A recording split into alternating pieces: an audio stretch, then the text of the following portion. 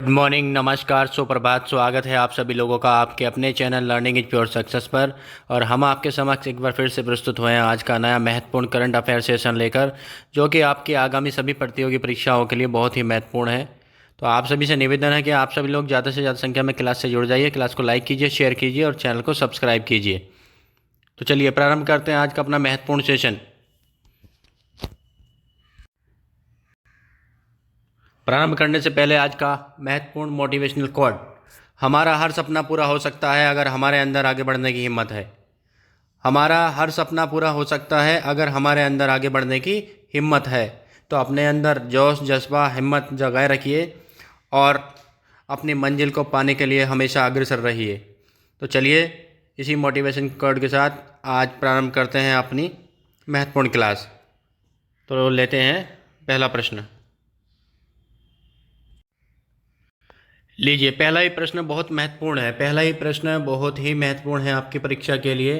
तो प्रश्न है हमारा, हाल ही में किस देश से भारतीय वायुसेना को पहला C-295 MW परिवहन विमान मिला है? हाल ही में किस देश से भारतीय वायुसेना को पहला C-295 MW परिवहन विमान मिला है? आपके ऑप्शन है, option number A Spain, option number B है आपका इजराइल, ऑप्शन नंबर सी है फ्रांस और ऑप्शन नंबर डी है आपका रूस। तो जल्दी से बताइए आप कमेंट बॉक्स में कि आप इसका जवाब क्या होगा। तब तक आपको हम इसके बारे में बता देते हैं कुछ महत्वपूर्ण हाईलाइट। तो ये आपका जो है C-295 MW विमान है, जो कि एक क्या है, एक परिवहन विमान है। ये ध्यान रखिएगा, C-295 MW एक परिवहन विमान है। यहाँ पे देखिए, इसको जब पाया गया, मतलब मिला है ये विमान, इस मौके पर जो है स्वयं VR चौधरी जो एयर चीफ मार्शल हैं, कौन है, एयर चीफ मार्शल, इनका पूरा नाम है विवेक राम चौधरी। इनका पूरा नाम है विवेक राम चौधरी, जो वायुसेना के जो है चीफ हैं, जो वायुसेना के चीफ हैं, ये स्वयं शामिल थे इसको प्राप्त करने में। मतलब लेके आए हैं वहाँ से, दूसरे देश से अपने यहाँ भारत में लेके आए हैं।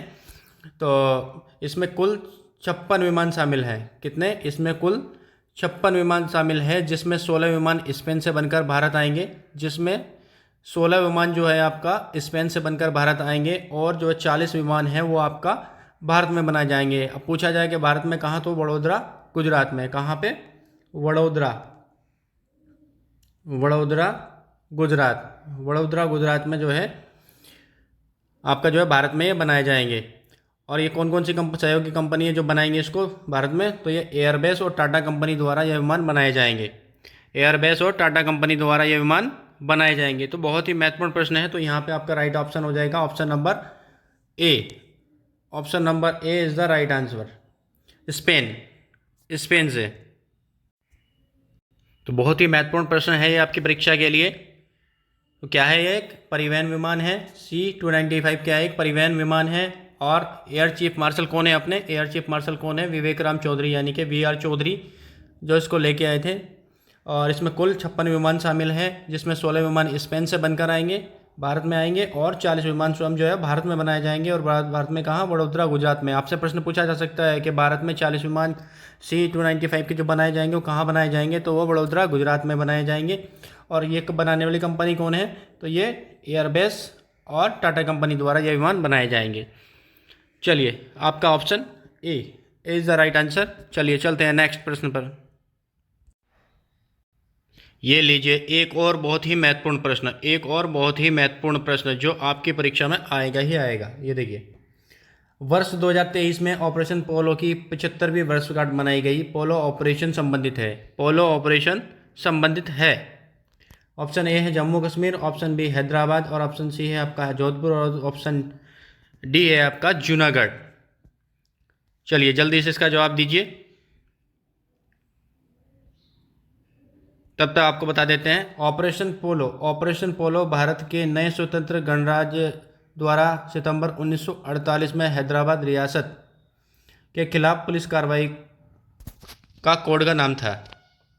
ऑपरेशन पोलो जो है नए स्वतंत्र गणराज्य, यानी कि 1947 के बाद जब हमारा भारत आज़ाद हुआ था, उसके बाद में नए स्वतंत्र गणराज्य द्वारा सितंबर 1948 में हैदराबाद रियासत के खिलाफ पुलिस कार्रवाई का कोड का नाम था, जिसमें ये जो ऑपरेशन है तिहरा सितंबर 1948 से 18 सितंबर 1948 चला, यानी कि 5 दिन में ख़त्म हो गया।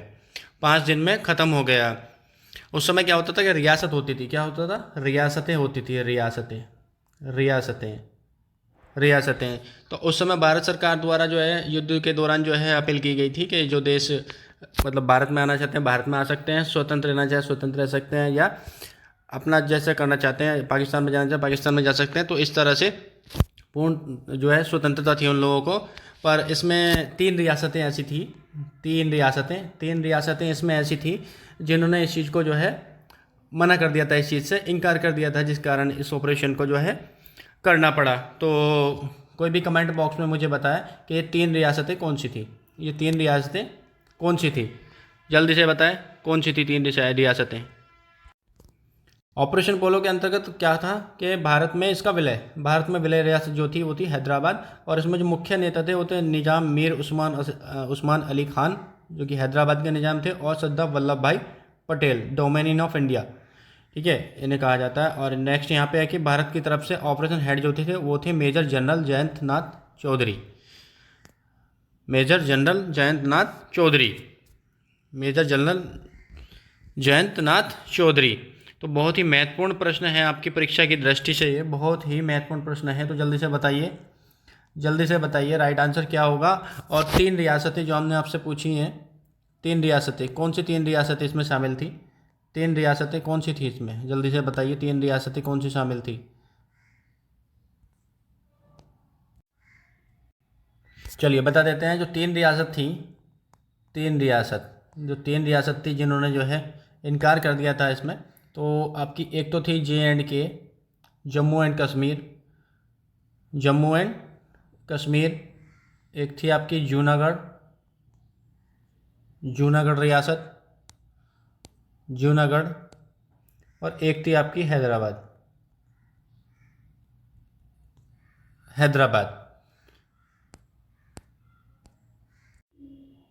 तो 3 रियासतें इसमें आपकी शामिल थी, JNK, जूनागढ़ और हैदराबाद। JNK में क्या कहा आपके, JNK जम्मू एंड कश्मीर, यहाँ पे क्या होता है, यहाँ के जो महाराजा हरि सिंह थे, उनके द्वारा जो है जो विलय पत्र पर हस्ताक्षर करा लिए और इनको मना लिया भारत ने। क्या किया, विलय पत्र पर हस्ताक्षर करा लिए और इनको जो है भारत ने मना लिया था।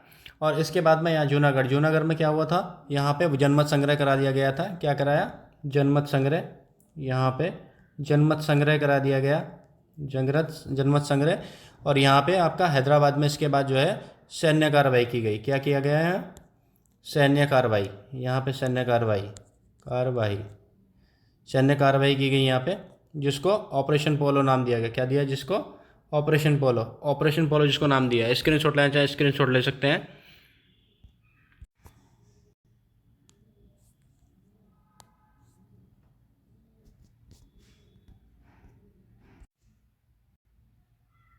तो हमारा प्रश्न था वर्ष 2023 में ऑपरेशन पोलो की 75वीं वर्षगांठ मनाई गई है, पोलो ऑपरेशन संबंधित है। तो ये कहाँ से संबंधित था, हैदराबाद। कहाँ से था, हैदराबाद के विलय से संबंधित था। हैदराबाद का जो है भारत में विलय, कहाँ, हैदराबाद का भारत में विलय से संबंधित था।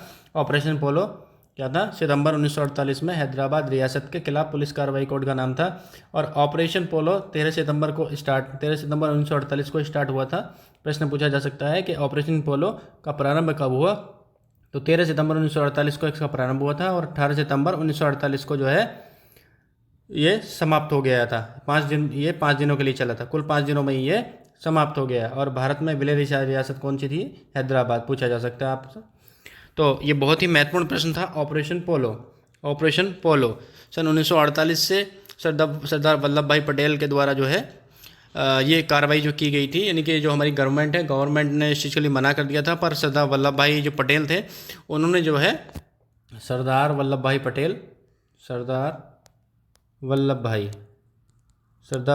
पटेल जो थे, उन्होंने जो है अपनी जिम्मेदारी पे जो है सेना को ये आदेश दिया और जो है इस युद्ध को प्रारंभ करने के लिए बोल दिया।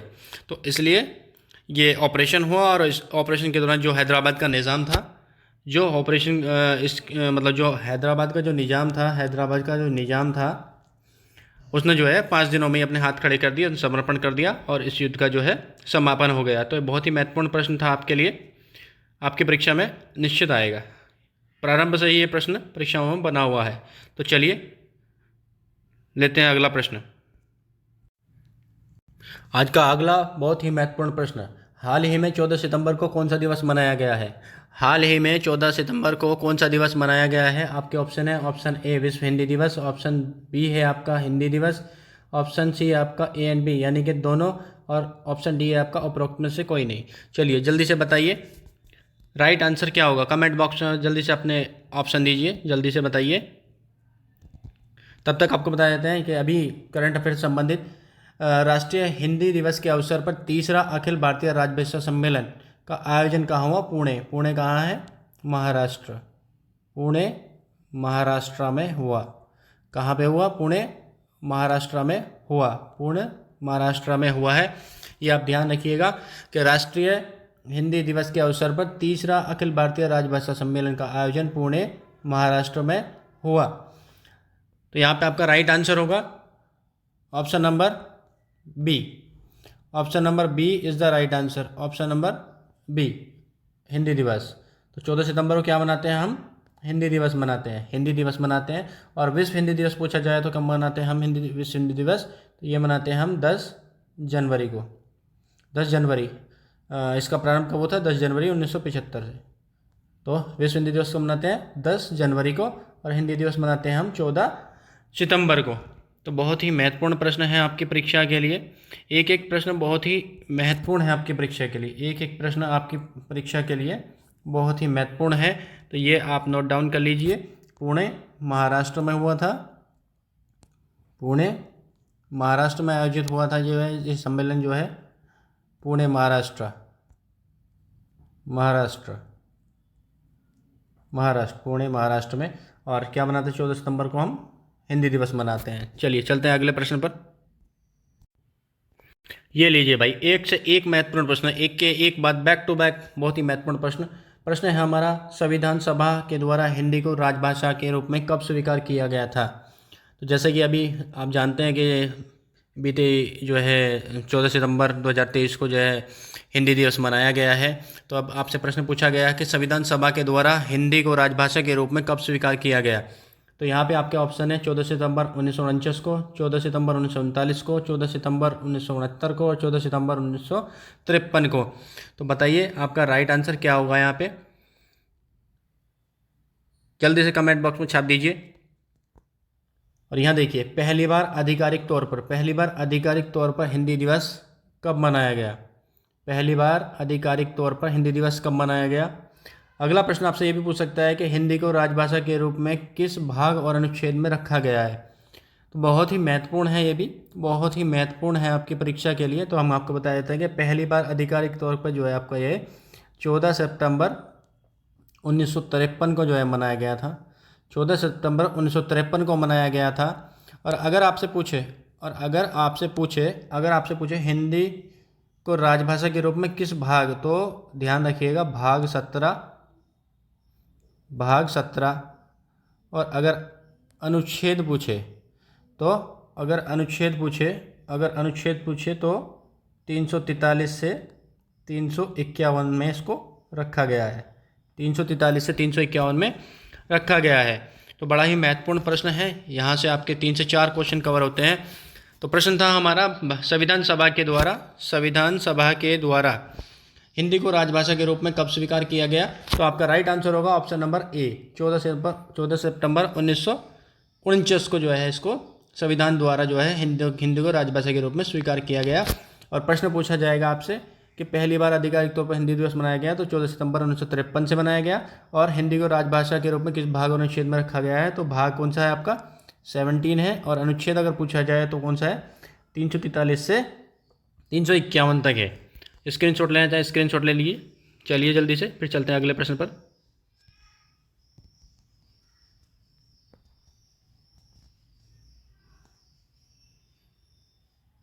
चलिए चलते हैं नेक्स्ट प्रश्न पर। ये लो भाई, एक और बहुत ही महत्वपूर्ण प्रश्न, बैक टू बैक प्रश्नों का खजाना, बहुत ही महत्वपूर्ण प्रश्न है। आप ध्यान से पढ़ लीजिए, आपकी परीक्षाओं में निश्चित तौर पर छपने वाले प्रश्न है ये। तो प्रश्न है हमारा, प्रश्न पूछा गया है यहाँ पे हमसे, संविधान के किस अनुच्छेद के तहत हिंदी को संघ की राजभाषा के रूप में घोषित किया गया है? क्या? संघ की राजभाषा। ऑप्शन नंबर ए है आपका 343, ऑप्शन नंबर बी है आपका 344, ऑप्शन नंबर सी है 350 और ऑप्शन नंबर डी है आपका 351। क्या पूछा गया आपसे? संघ की राजभाषा, संघ की राजभाषा, संघ की राजभाषा, संघ की राजभाषा के रूप में। तो जल्दी से जवाब दीजिए इसका। तो जल्दी से बताइए आपका सही आंसर क्या होगा। संविधान के किस अनुच्छेद के तहत हिंदी को संघ की राजभाषा के रूप में घोषित किया गया है? तब तक आप बताइए यहाँ पे, हिंदी के लिए राजभाषा आयोग किस अनुच्छेद में है? हिंदी के लिए राजभाषा आयोग किस अनुच्छेद में है? प्राथमिक शिक्षा मातृभाषा में होगी, किस अनुच्छेद में है? हिंदी भाषा का विकास किस अनुच्छेद में है? वेरी इंपॉर्टेंट, सभी परीक्षाओं के लिए बहुत ही मोस्ट इम्पोर्टेंट है। यहाँ से एक ना एक प्रश्न आपकी परीक्षा में कहीं ना कहीं आपको देखने के लिए मिल जाता है।